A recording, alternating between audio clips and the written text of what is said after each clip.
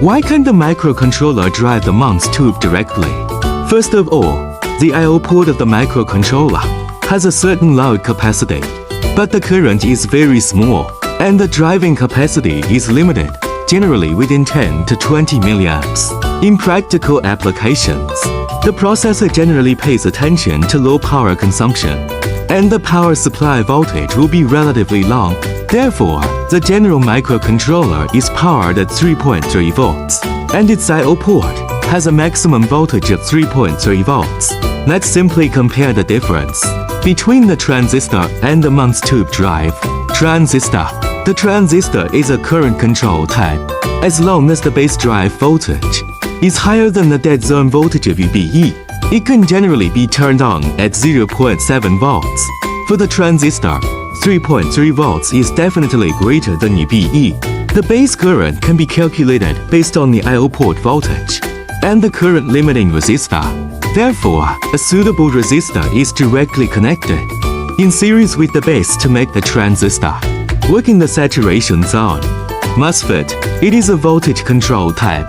The driving voltage must be higher than the threshold voltage which is to conduct normally.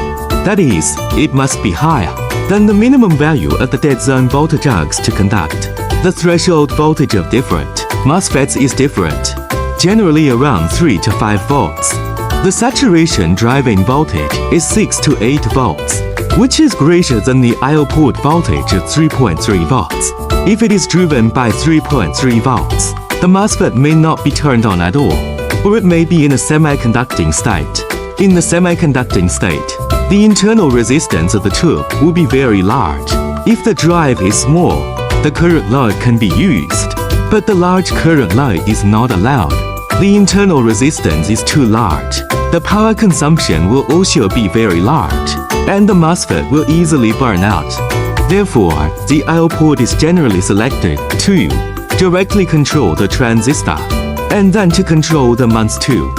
Why is a transistor to drive the MEMS tube? This is because the load capacity of the transistor is not as strong as that of the MEMS tube.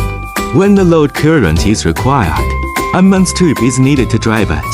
Therefore, it is generally not recommended to drive the MEMS tube directly. But it does not rule out that some very low-power MEMS tubes can be operated. If you have any questions about MOSFET product technical solutions, you can leave a message in the comment area. I will give you the answer here.